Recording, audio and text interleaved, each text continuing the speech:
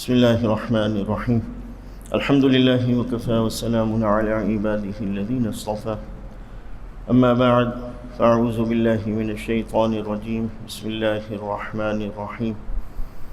ولله على الناس حج البيت من استطاع إليه سبيلا ومن كفر فإن الله غني عن العالمين.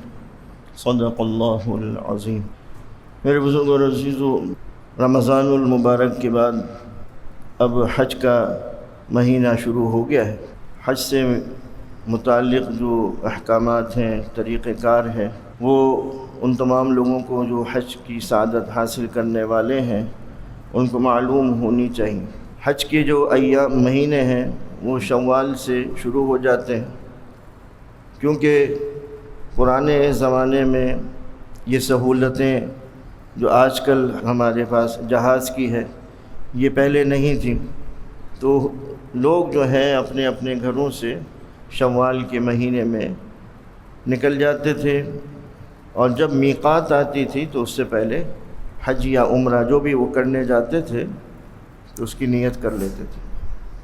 میقات ایک حد ہے جو عمرہ اور حج کرنے والوں کے لیے بنائی گئی ہے اور اللہ تعالیٰ کی طرف سے ہے، تو وہ تمام لوگ جو حج عمرہ کرتے ہیں اس میقات سے پہلے احرام باندھتے ہیں اور عمرے کی نیت کرتے ہیں۔ احرام باندھنے کا طریقہ یہ ہے کہ اس سے پہلے غسل کرتے ہیں احرام باندھنے کی نیت سے، اور پھر احرام باندھ کر پھر 2 رکعت نفل پڑھتے ہیں، اور پھر سر سے چادر یا ٹوپی اتار دیتے ہیں، پھر حج کی نیت کرتے ہیں یا عمرے کی نیت کرتے ہیں، اور اس کے بعد پھر تلبیہ پڑھتے ہیں، لبیک اللہم لبیک۔ حج کس پر فرض ہے؟ جو اس راستے کی استطاعت رکھتا ہو، یعنی اس کے پاس اتنا سامان میسر ہو، اتنے پیسے بھی ہوں کہ وہ یہاں سے جائے اور وہاں رہے، وہاں خرچ کرے، اور پیچھے والدین یا گھر والے جو بھی اس کے بیوی بچے ہیں ان کا بھی خرچہ پہلے مکمل ہو، وہ لوگ جو ہے صاحب استطاعت کہلاتے ہیں۔ اگر ان کے پاس یہ سب چیزیں نہیں ہیں، گنجائش نہیں ہے، تو ان پر حج فرض نہیں ہے، اور اگر وہ ویسے مر بھی گئے تو اللہ تعالیٰ ان کو حج کا ثواب عطا فرما دے گا، کیونکہ ان کے پاس استطاعت ہی نہیں ہے، اللہ تعالیٰ ہی کی طرف سے اس کو یہ گنجائش ہی نہیں ہے تو وہ جا سکے۔ لیکن کوشش کرنا چاہیے کہ انسان اپنے پیسوں کو جمع کر کے اور حج کے لیے جمع کرے اور حج کرے۔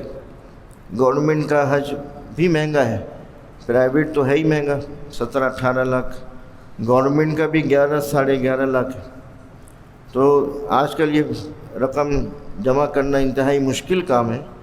لیکن حج کی نیت سے پیسے جمع کرنا شروع کر دیں تو نیت کا ثواب شروع ہو جائے گا، حج کا ثواب شروع ہو جائے گا، نیکی ہوتی رہے گی۔ 10 سال بعد، 8 سال بعد نہیں بھی ہوئی تو اللہ تعالیٰ حاجی لکھے گا کہ اس نے جمع تو کرنا شروع کر دیے تھے، گنجائش پوری نہ ہو سکی، تو اللہ تعالیٰ اس کو بھی حج کا ثواب عطا فرما دے گا۔ تو آپ تمام لوگ بھی اسی طریقے سے، ہمارے حضرت صاحب بھی کہتے بیٹا ایک گلک بنا لو، اس میں پیسے ڈالتے رہو حج کی نیت سے، جب تک وہ تمہارا حج ہوگا اس وقت تک آج سے ثواب شروع ہو جائے گا، اور جب ہوگا تو پورا ثواب اللہ تعالیٰ عطا فرما دے گا، اور نہیں بھی ہوا تو اللہ تعالیٰ اس کو حج کا ثواب ویسے ہی عطا فرما دے۔ یہ نیت پر اللہ تعالیٰ اتنا ثواب عطا فرما دیتا ہے۔ بہرحال حضور صلی اللہ علیہ وسلم نے فرمایا جس شخص کو کوئی چیز کی رکاوٹ نہ ہو، رکاوٹ سے مطلب یہ کہ اس کو گورنمنٹ کی طرف سے، حکومت کی طرف سے کوئی حج پہ جانے کی پابندی نہ ہو، اور سلطان جائر یعنی کوئی اس کا جو حکمران ہے کوئی ایسا خطرناک نہ ہو جو اس کو روکے، یا اس کی صحت خراب ہو، یعنی وہ ایسا مریض ہے کہ وہ جا ہی نہیں سکتا، یا کوئی ایسی حاجت اس کے پاس ہے جس کی وجہ سے وہ نہیں جا سکتا، یعنی شرعی عذر اگر موجود ہے اور وہ نہیں جاتا ہے تو اس پہ تو کوئی مواخذہ نہیں ہے، کوئی وعید نہیں۔ لیکن یہ ساری چیزیں رکاوٹ نہ بنے، یعنی اس کو کوئی ظاہری حاجت بھی نہیں ہے، یعنی ظاہری حاجت سے مطلب یہ کہ بچی کی شادی ہو رہی ہے، اب اس کے پیسوں جمع کرتا ہے تو شادی پہلے آ رہی ہے، حج بعد میں ہو رہا ہے، تو پہلے وہ شادی کر دے، پھر اس کے بعد وہ دوبارہ حج کے پیسے جمع کرے۔ یہ شرعی عذر ہو سکتا ہے، یا کوئی سلطان یعنی حکومت کی طرف سے، وزیر اعظم، صدر کی طرف سے کوئی ایسی پابندی ہو کہ بھائی آپ حج پہ نہیں جا سکتے، ممنوع، تو پھر وہ ایک شرعی عذر ہو گیا۔ یا کوئی ایسا مرض ہے جس کی وجہ سے وہ ٹریولنگ نہیں کر سکتا، نہیں جا سکتا، تو وہ بھی شرعی عذر میں آتا ہے۔ اگر یہ تمام چیزیں نہ ہوں اور پھر حج نہ کرے، یعنی حکومت کی طرف سے بھی کوئی رکاوٹ نہیں ہے، مرض بھی نہیں ہے، ظاہری حاجت بھی ایسی کوئی نہیں ہے، اور حج نہ کرے، تو حضور نے فرمایا وہ چاہے یہودی ہو کر مرے یا نصرانی ہو کر مرے، یعنی عیسائی ہو کر مرے، مجھے اس کی کوئی پرواہ نہیں۔ یعنی اتنی سخت وعید ہے۔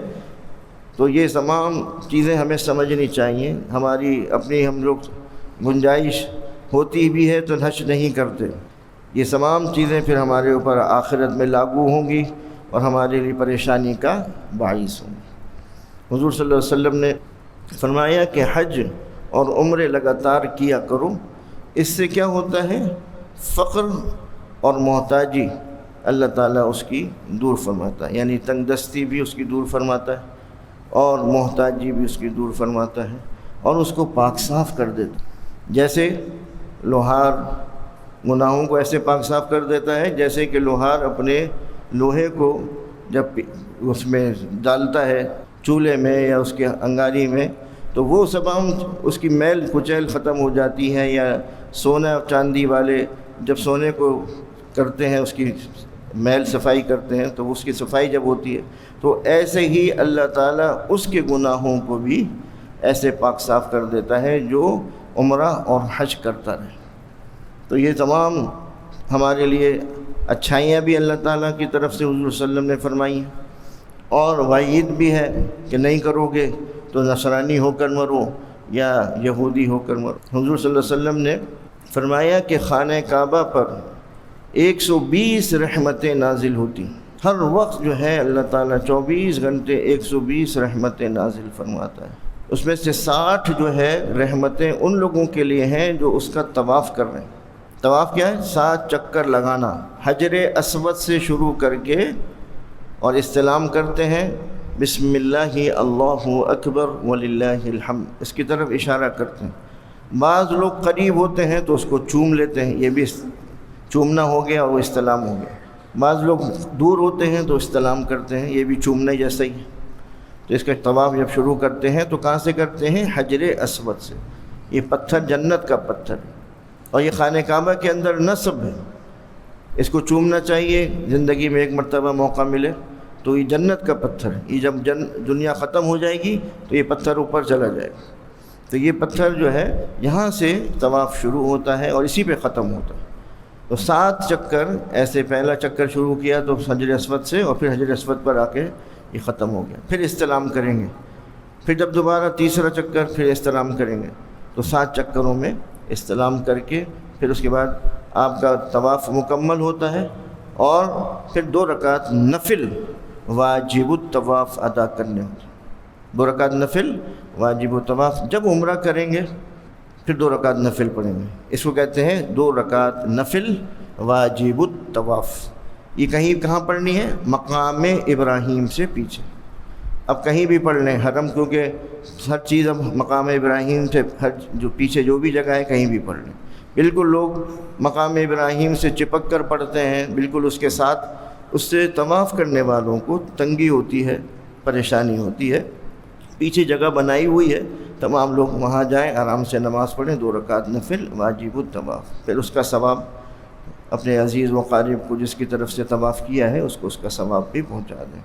جب بھی طواف کریں گے 2 رکعت نفل۔ اب مکروہ وقت ہے، جیسے فجر کے بعد مکروہ وقت ہے، یا عصر سے مغرب کا مکروہ وقت ہے، تو ان دوران میں جتنے بھی طواف کریں گے ان کو شمار یاد رکھیں کہ 10 کر لیے، 5 کر لیے، 2 کر لیے، پھر مغرب کی نماز ہو جائے، پھر 2 رکعت نفل واجب الطواف، جتنے بھی طواف کیے ہیں اس کی بقیہ جتنے بھی طواف ہیں اس کی 2 رکعت ایک طواف کے حساب سے پڑھیں گے، اور پھر اس کے بعد پھر ایصال ثواب بھی کر دیں۔